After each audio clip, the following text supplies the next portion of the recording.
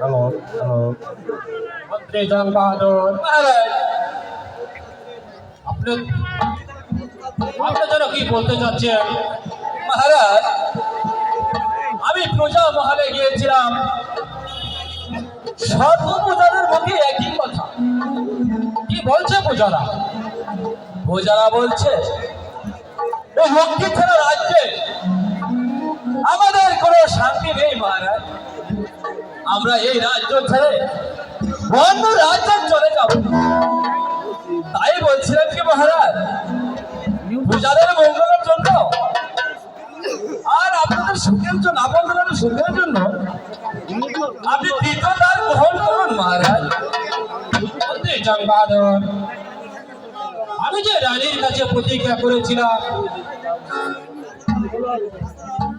তাছাড়া এই বৃদ্ধ বয়সে কেউ আমার গলায় বল মূল্য দিবে? মহারাজ, বলছিলাম কি প্রতিটি মানুষের ছলনায়, তাছাড়া আগামীকাল ওই চন্দ্রদেবী স্বয়ংবর সভা, চলুন মহারাজ আমরা শিকার ছলনা করে ওই চন্দ্রদেবীর স্বয়ংবর সভায় আমরা উপস্থিত হই। কিন্তু রাজ্য দেখবে কে? মহারাজ, এবার সেনাপতি মীর কাসিমকে বলুন আমরা কয়েকদিনের জন্য হরিণ শিকারে যাব। শিকার থেকে ফিরে আসা না পর্যন্ত সেই মীর কাসিমই রাজ্য পরিচালনা করবে। বেশ, এই কে আছিস? সেনাপতি মীর কাসিমকে পাঠিয়ে দে। মহারাজের জয় হোক, মহারাজের জয় হোক। আমায় কেন স্মরণ করেছেন মহারাজ? মীর কাসিম, রানীর রাজলক্ষ্মী মৃত্যুর পূর্বে আমার কিছুই ভালো লাগছে না, তাই তো মনস্থির করেছি আমি কয়েকদিনের জন্য হরিণ শিকারে যাব। সে যে ভালো কথা মহারাজ, আপনি হরিণ শিকারে যাবেন, আমিও আপনারই সঙ্গে হরিণের শিকারে যাব। তা হয় না মীর কাসিম। কেন হয় না মহারাজ? কারণ বলুন। তুমি হচ্ছ আমার বিশ্বস্ত সৈনিক। আমি শিকার থেকে ফিরে না আসা পর্যন্ত তুমি করবে রাজ্য পরিচালনা। আচ্ছা মহারাজ, আপনি যে হরিণ শিকারে যাবেন, আপনার সঙ্গে কাকে নিয়ে যাবেন? কেন? মন্ত্রী জং বাহাদুর যাবে। মন্ত্রী জং বাহাদুর যাবে? হ্যাঁ, সেনাপতি। মহারাজ, আপনার অনুমতি পেলে মন্ত্রী জং বাহাদুরকে আমি কয়েকটি কথা বলতে চাই। বেশ, বলো কি বলবে? মন্ত্রী জং বাহাদুর, আপনি মহারাজকে শিকারে নিয়ে যাবেন, সেটা ভালো কথা। শিকার থেকে যদি একটি হরিণকে শিকার করে আনতে পারেন, তাহলে আপনাকে আমি ফুলের মালা দিয়ে পুরস্কৃত করব। আর যদি ছড়ে বলে কাউলে গোসলে মহারাজকে যদি দ্বিতীয়বার গ্রহণ করায়, তাহলে এই ধর্মপুরের প্রতিটা প্রজারাও যদি আপনাকে ক্ষমা করতে পারে, কিন্তু এই বীর মুসলিম যুবক সেনাপতি মীর কাসিম কথাটা স্মরণ করে রাখবে। ঠিক আছে মহারাজ, আপনি যখন শিকারে যাবেন, আমি শিকারের যাত্রা করি। আপনার শিকারের বেশ আমি এক্ষুনি তৈরি করে দিচ্ছি। মন্ত্রী জং বাহাদুর, তাহলে চলুন। ঠিক আছে মহারাজ, তাই চলুন মহারাজ, আমরা শিকার করতে রওনা হব।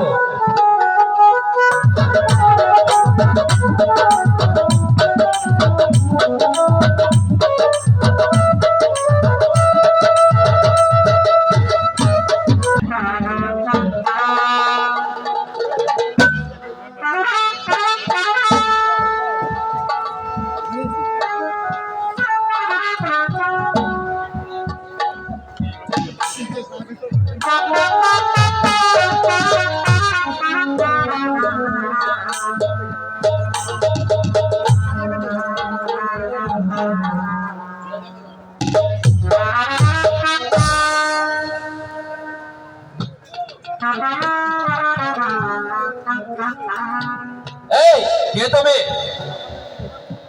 আমাকে চিনতে পারছেন না? আমি হলাম ওই চন্দ্রঘোরের রাজা আর চন্দ্রমোহন। তা এখানে কি জন্য এসেছেন? আমি এসেছি ওই চন্দ্রা দেবীকে বিয়ে করে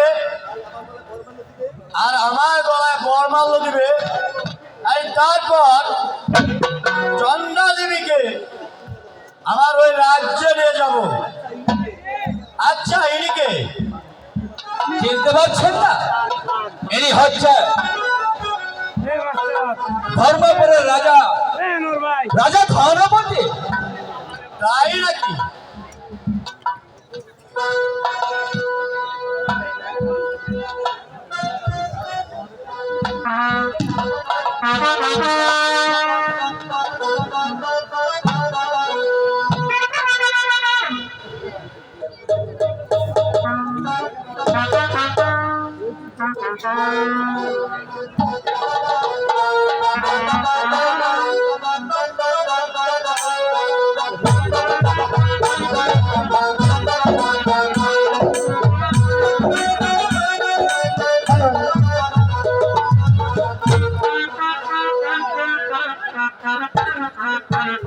সখী, তোরা কি বলতে পারিস এখানে কোন কোন দেশের রাজা আছে? হ্যাঁ সখী, বলতে পারি। তাহলে শোনো। ঠিক আছে, শোনো শোনো রাজকন্যা বলি যে তো আরে গো, বলি যে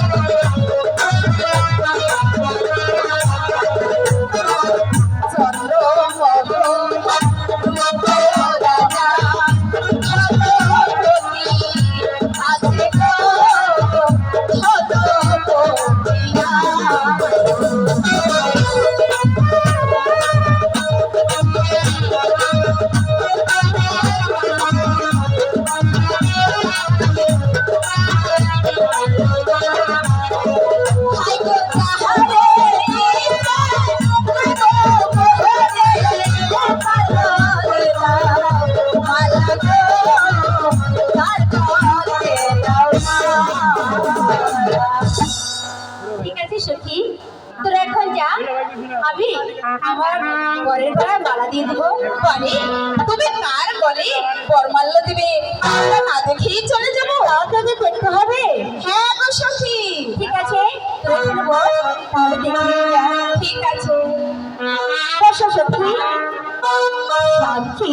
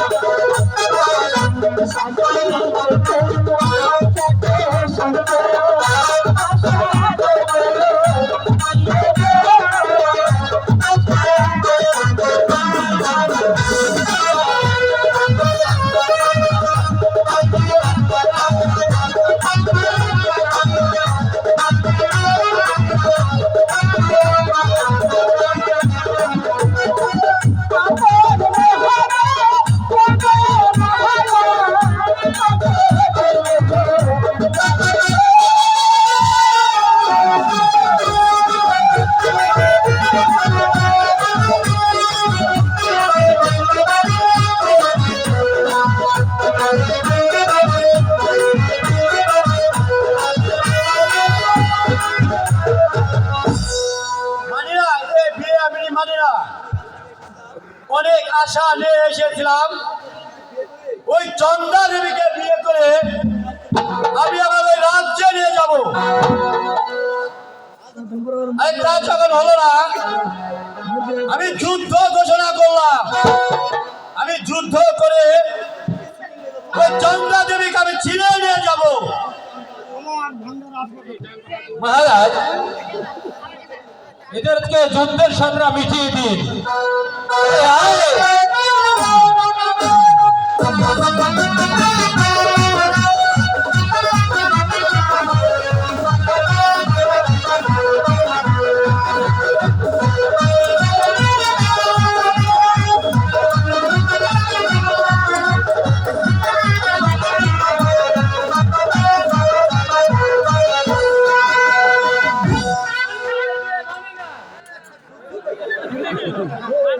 সত্যি যুদ্ধ করবে?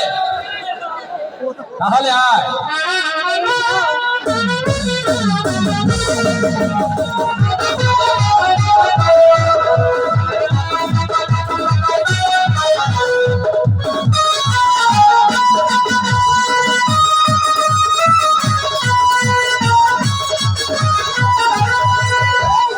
আমাকে নিয়ে যাও, চলে গেল। মহারাজ, আপনি আপনার শিশুদাকে বিদায় নিয়ে আসুন, তখন আমি বাইরে অপেক্ষা করছি।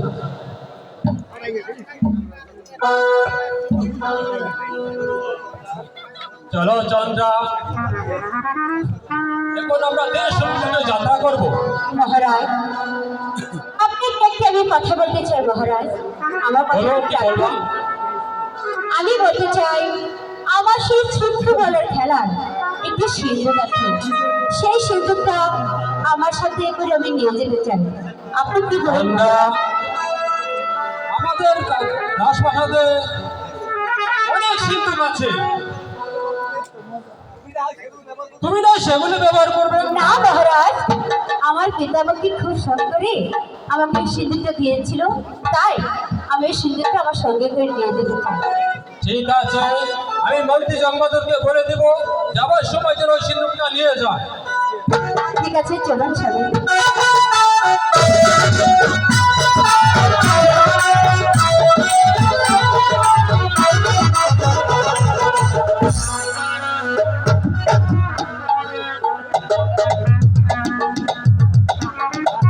বাহ, খুব সুন্দর তো প্রাসাদটা। মহারাজ, এই প্রাসাদটি কে সাজিয়েছে মহারাজ? চন্দ্রা, রানী রাজলক্ষ্মী তার নিজের হাতে। সত্যি মহারাজ, আমি পরপর দেখতে পেলাম আপনি নাকি দুটো সন্তান আছে, আপনার দুলাল। হ্যাঁ চন্দ্রা, তুমি ঠিকই শুনেছো। মহারাজ, আমি চাইতে আপন দুলাল এতদিন আগে মা ছিল না, তাই ওরা ওই মাস্টারের নিকট থেকে লেখাপড়া শিখেছে মহারাজ। কিন্তু আমি তোদের মা হয়ে এসেছি, তাই বলছিলাম মহারাজ, আপন দুলালকে যদি প্রাসাদে আনার ব্যবস্থা করতেন তাহলে যে আমি খুব খুশি হতাম মহারাজ। চন্ডাল, তুমি কি পারবে মায়ের রাতের ভালোবাসা দিয়ে ওদেরকে মানুষের মতো মানুষ করতে? পারবো না কেন মহারাজ? আমিও যে একটা নারী, আমিও যে মা, মা হয়ে কেন পারবো না ওদেরকে আমার সন্তানকে করে দিতে? ঠিক আছে, আজই আমি আপনগুলোর আনার ব্যবস্থা করছি। ওই কে আছিস? সেনাপতি মীর কাসিমকে পাঠিয়ে দে। মহারাজের জয় হোক, মহারাজের জয় হোক। আমায় কেন স্মরণে করেছেন মহারাজ? বলুন বলুন, আমায় কেন স্মরণ করেছেন মহারাজ? আপনার বাপ আছে এই রমণীটিকে, আমি যে তাকে চিনতে পারিনি, কারণ এই ধর্মপুরের রাজ্যের আগে কখনো আমি দেখিনি। বলুন কে সেই নারী? সেনাপতি মীর কাসেম, বলুন মহারাজ। আমি শিকার করতে করতে কত ক্লান্ত হয়ে বলি বিশ্রাম করতে গিয়ে দেখি চন্দা দেবীর সর্বসভা। বুঝতে পেরেছি যে এখানে স্বয়ংবর সবাই উপস্থিত হয়েছিলেন, আর সেই সঙ্গে ওই স্বয়ংবর সভার বর মাল্য আপনারই মীর কাসেম, তাই তো তাকে নারীর মর্যাদা দিয়ে প্রাসাদে নিয়ে এসেছি। বলুন এখন আমাকে কেন রেখেছেন মহারাজ? সেনাপতি মীর কাসেম, বলুন। আপন দুলালের ছোট মা আপন দুলালকে দেখতে চেয়েছে। বুঝতে পেরেছি মহারাজ, আর দুঃখ করে কি লাভ হবে? আপনি যখন দ্বিতীয় ধার গ্রহণ করেছেন, সে যখন এই রাজ্যের রানী হয়ে এসেছে, অবশ্যই আপন দুলালকে তার দেখার ইচ্ছে হয়েছে। যখন আপন দুলালের মা হয়ে এসেছেন, আপনি কি পারবেন এই আপন দুলালের মা হয়ে এখানে? আমি একজন মা, আমি মা হয়ে কেন পারবো না আপন দুলালকে আমার আপন করে নিতে? ভাই মীর কাসেম, বলুন। বড় রানী একদিন তোমাকে ভাই বলে স্বীকৃতি দিয়েছিল, আজ আমি ছোট রানী তোমাকে ভাই বলে সম্বোধন করলাম। হ্যাঁ ঠিক আছে ছোট রানী, যেমনি ভাবে আমাকে মাতৃ চিহ্ন দিয়ে রানী রাজলক্ষ্মী আমাকে ভাই বলে ডেকেছিল, আমি তার ভাইয়ের কাজে করতে এসেছিলাম, করে গেছি। আপনি যদি আপন দুলালের ভাইয়ের মতো দিয়ে ওদেরকে মানুষের মতো মানুষ করে গড়ে তুলতে পারেন, তাহলে রানী রাজলক্ষ্মীকে আমি মাথায় করে রেখেছিলাম, তেমনি ভাবে আমিও মাথায় তুলে রাখবো। ঠিক আছে ভাই মীর কাসেম, আমি তোমাকে কথা দিলাম, আমি আপন দুলালে কখনো ওদের মায়ের অবস্থা বুঝতে দিব না। ঠিক আছে, আমি এই মুহূর্তে ছেড়ে যাচ্ছি, আপন দুলালকে নিয়ে আসবে। চলে চলুন মহারাজ, এবার আপনার বিশ্রামের প্রয়োজন, আপনি এখন বিশ্রাম করবেন। তাই চলো।